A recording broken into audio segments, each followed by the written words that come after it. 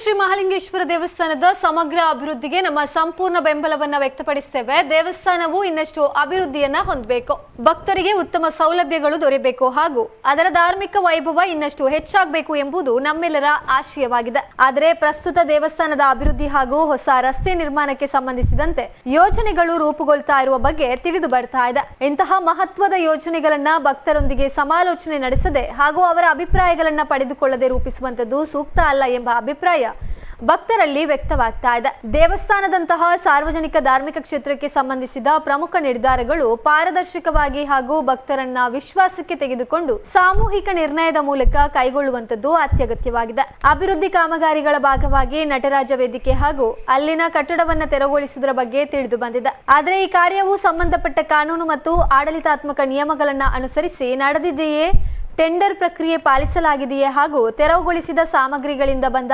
ಆದಾಯವನ್ನ ದೇವಸ್ಥಾನದ ಖಾತೆಗೆ ನಿಯಮಾನುಸಾರ ಜಮೆ ಮಾಡಲಾಗಿದೆಯೇ ಎಂಬ ಮಾಹಿತಿ ಭಕ್ತರಿಗೆ ಲಭ್ಯವಿಲ್ಲ. ಈ ವಿಷಯದಲ್ಲಿಯೂ ಸಂಪೂರ್ಣ ಪಾರದರ್ಶಕತೆ ಕಾಯ್ದುಕೊಳ್ಳುವಂತೆ ಆಗ್ರಹಿಸುತ್ತದೆ.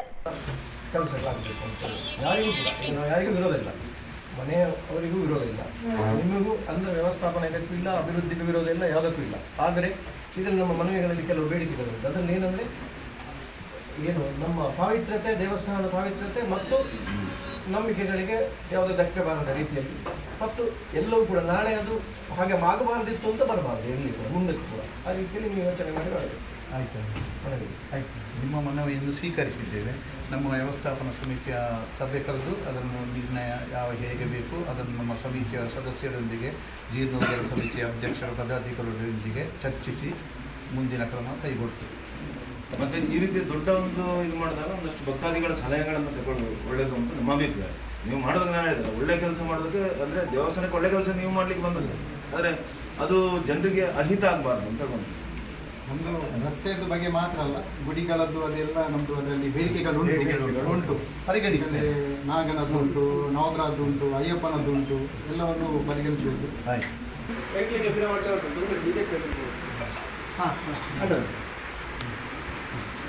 ಮಹಾಲಿಂಗೇಶ್ವರ ಸ್ವಾಮಿಯ ಈ ಕ್ಷೇತ್ರದ ಅತ್ಯಂತ ಕಾರಣಿಕ ಮತ್ತು ಪುಣ್ಯ ಕ್ಷೇತ್ರದಲ್ಲಿ ಯಾವುದೇ ಒಂದು ಗೊಂದಲ ಇಲ್ಲದೆ, ಯಾವುದೇ ರಾಜಕೀಯದ ಉದ್ದೇಶ ಇಲ್ಲದೆ, ಯಾವುದೂ ಇಲ್ಲದೆ ಕೇವಲ ಭಕ್ತಾದಿಗಳ ಮತ್ತು ಈ ಕ್ಷೇತ್ರದ ಪಾವಿತ್ರ್ಯತೆಯನ್ನು ಉಳಿಸಿಕೊಳ್ಳುವ ಸಲುವಾಗಿ ನಾವು ಇವತ್ತು ಇಲ್ಲಿ ಸೇರಿದ್ದೇವೆ. ನಮ್ಮ ಮನವಿ ಏನಂತ ಹೇಳೋದನ್ನು ನಾವು ಅದನ್ನು ವಿಸ್ತಾರವಾಗಿ ಇಲ್ಲಿನ ವ್ಯವಸ್ಥಾಪನಾ ಸಮಿತಿ ಅಧ್ಯಕ್ಷರಿಗೆ ನಾವು ಕೊಟ್ಟಿದ್ದೇವೆ. ನಮಗೀಗ ರಸ್ತೆ ಬಗ್ಗೆ ಕೇಳಿದರು. ರಸ್ತೆ ಬಗ್ಗೆ ಏನಂತ ಹೇಳಿದರೆ ನಮ್ಮ ನಿಲುವು ಏನಂತ ಹೇಳಿದರೆ ಸ್ಪಷ್ಟ. ಈ ಸಾರ್ವಜನಿಕ ರಸ್ತೆಯನ್ನು ಮಹಾಲಿಂಗೇಶ್ವರ ದೇವಸ್ಥಾನದ ಪಕ್ಕದಲ್ಲಿ ಈಗಾಗಲೇ ಹೇಳಿದ ಹಾಗೆ ಒಂದು ಕಾರಣಿಕದ ಕೆರೆ ಇದೆ.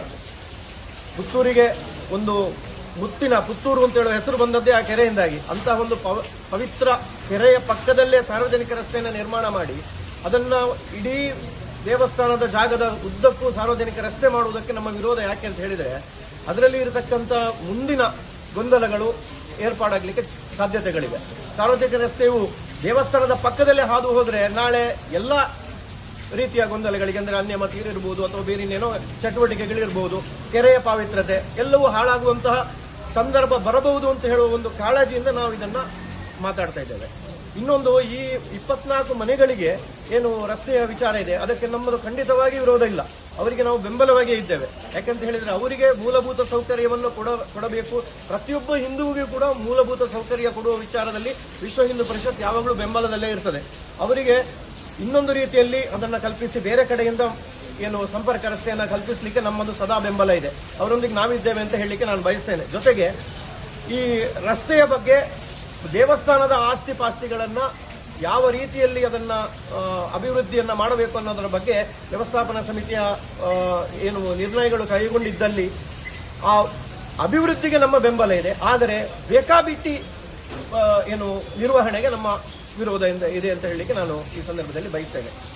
ಇದು ಏನಂತ ಹೇಳಿದ್ರೆ ಒಂದು ಸಂಪರ್ಕ ರಸ್ತೆ ಈಗ ಇದೆ, ಆದರೆ ಇದು ನಗರಸಭೆಯ ಇದರಲ್ಲಿದೆ.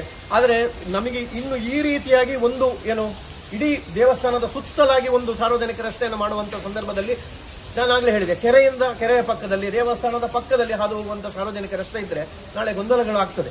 ಅದಕ್ಕೆ ಎಡೆ ಮಾಡಿ ಕೊಡಬಾರದು, ಅದಕ್ಕೆ ಅವಕಾಶ ಕೊಡಬಾರದು ಅಂತ ಹೇಳುವುದು ನಮ್ಮ ಆಗ್ರಹ. ಜೊತೆಗೆ ಆ ಮನೆಗಳಿಗೆ ಏನು ರಸ್ತೆ, ಅದಕ್ಕೆ ಬೇರೆ ವಿಕಲ್ಪ ಇದೆ. ಬೇರೆ ಕಡೆಯಿಂದ ರಸ್ತೆಯನ್ನ ಸಂಪರ್ಕ ರಸ್ತೆಯನ್ನು ಮಾಡಿಕೊಡುವಂತ ಒಂದು ಅವಕಾಶಗಳು ಇರುವುದರಿಂದ ಅವರಿಗೆ ರಸ್ತೆಗಳಾಗಬೇಕು. ಅವರ ಮೂಲಭೂತ ಸೌಕರ್ಯಕ್ಕೆ ನಮ್ಮದು ಯಾವತ್ತೂ ಬೆಂಬಲ ಇದೆ. ಇಲ್ಲಿ ಎಲ್ಲಿ ವ್ಯವಸ್ಥೆಗಳಿದೆ? ನಾನು ಹೇಳ್ತಾ ಇರೋದು ರಸ್ತೆ. ನಾಳೆ ಗೊತ್ತಿಲ್ಲ, ಸರ್ಕಾರದ ವ್ಯವಸ್ಥೆಗಳಿದ್ರೆ ಇದಕ್ಕೆ ನಮ್ಮ ರಾಜಾ ಕಾಲುವೆಗೆ ಎತ್ತರ ಮಾಡಿ ಏನು ವ್ಯವಸ್ಥೆಗಳನ್ನು ಮಾಡಬಹುದು. ನಡುವಿನ ಜಾಗವನ್ನ ಕೊಟ್ಟಾಗ ಅಲ್ಲಿ ಏನು ನಡೆಯುತ್ತೆ? ಈಗ ರಾಜಾ ಕಾಲುವೆ ಮೇಲ್ಸೇತುವೆಯನ್ನು ಮಾಡಬಹುದು, ಏನು ದೊಡ್ಡ ಸಂಗತಿ ಇಲ್ಲ. ನಾಗನಿಗೆ ತ್ರಿಕಾಲ ಪೂಜೆ ಆಗಬೇಕು, ಅಲ್ಲಿ ಕೊಂಡೋಗಿ ಹಾಕಿದ್ದಾರೆ. ಅದಕ್ಕೆ ಈಗ ಸಾರ್ವಜನಿಕರಲ್ಲಿ ಹೋಗುವಾಗಿಲ್ಲ, ತ್ರಿಕಾಲ ಪೂಜೆ ಆಗ್ತಾ ಇಲ್ಲ. ಇಲ್ಲಿ ನವಗ್ರಹ ಗುಡಿಯಲ್ಲಿ ಇಡೀ ದಿನ ನಮಗೆ ತೀರ್ಥ ಪ್ರಸಾದ ಸಿಗ್ತಾ ಇಲ್ಲ. ಅದೆಲ್ಲ ವ್ಯವಸ್ಥೆಗಳಾಗಿದೆ. ಅದನ್ನೆಲ್ಲವನ್ನು ಸರಿಪಡಿಸಬೇಕಂತೇಳಿ ನಾವು ಆಗ್ರಹಿಸಿದ್ದೇವೆ.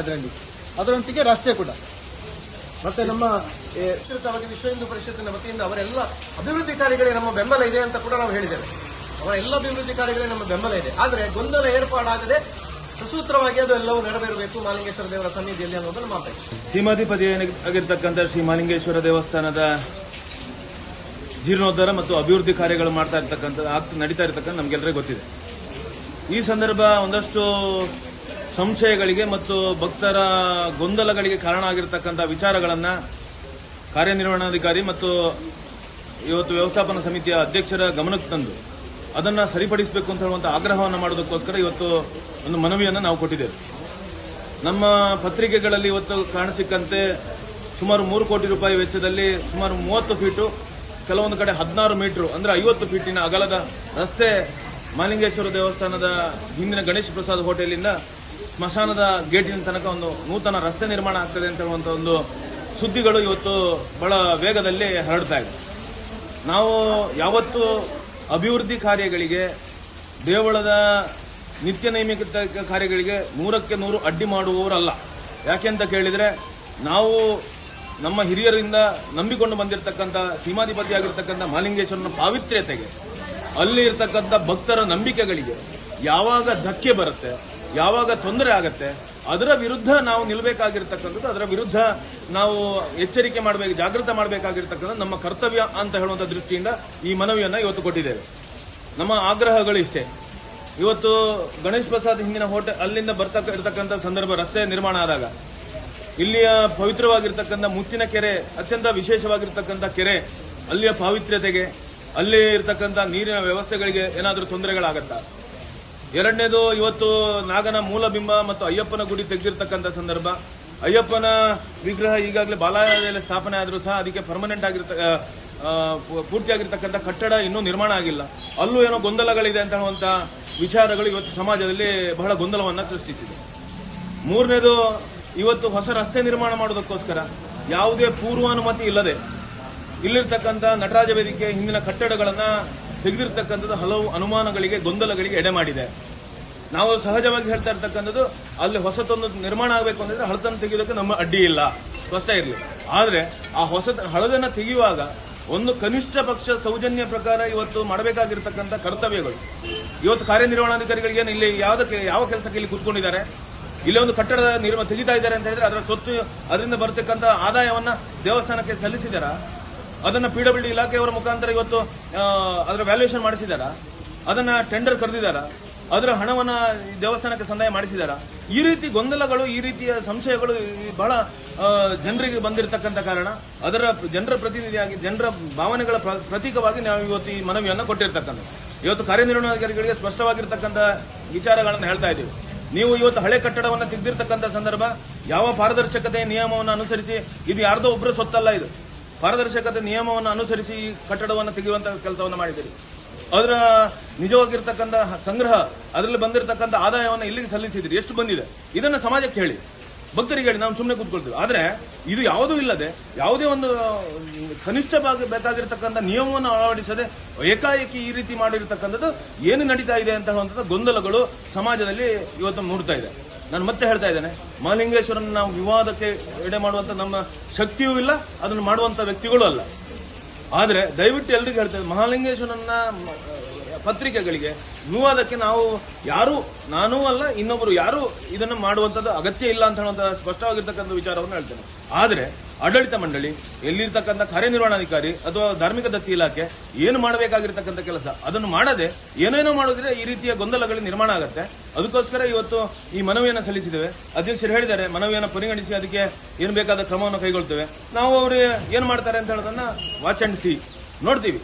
ಅದು ಆಗದೇ ಇದ್ರೆ ಮುಂದಿನ ದಿನಗಳಲ್ಲಿ ಅದಕ್ಕೆ ಏನು ಬೇಕಾಗಿರತಕ್ಕಂಥ ಯೋಜನೆಗಳನ್ನ ಮಾಡ್ತೀವಿ. ಆಗಿರ್ತಕ್ಕಂಥ ಇವತ್ತು ನಾಗನ ಬಿಂಬವನ್ನು ಬದಲಾವಣೆ ಮಾಡಿರ್ತಕ್ಕಂಥದ್ದು, ಬೇರೆ ಮೂಲ ಬಿಂಬಕ್ಕೆ ಸೇರಿಸಿರ್ತಕ್ಕಂಥ ಇರ್ಬೋದು, ಅದು ಅಯ್ಯಪ್ಪ ಗುಡಿಯನ್ನ ತೆರವು ಮಾಡಿ ಅಯ್ಯಪ್ಪನ ಮತ್ತೆ ನವೀಕರಣ ಜೀರ್ಣೋದ್ಧಾರ ಮಾಡುವಂತ ಕೆಲಸಗಳಿರ್ಬೋದು, ಅಥವಾ ಈ ರೀತಿಯ ದೇವಸ್ಥಾನದ ಜೀರ್ಣೋದ್ಧಾರದ ಕೆಲಸಗಳಲ್ಲಿ 100ಕ್ಕೆ 100 ನಾವು ಸ್ವಯಂ ಸೇವಕರಾಗಿ ಶ್ರಮದಾನ ಅಥವಾ ಯಾವುದೇ ಕಾಯ ವಾಚ ಮನಸ ನಾವು ದೇವಸ್ಥಾನದ ಜೊತೆಗಿದ್ದೀವಿ.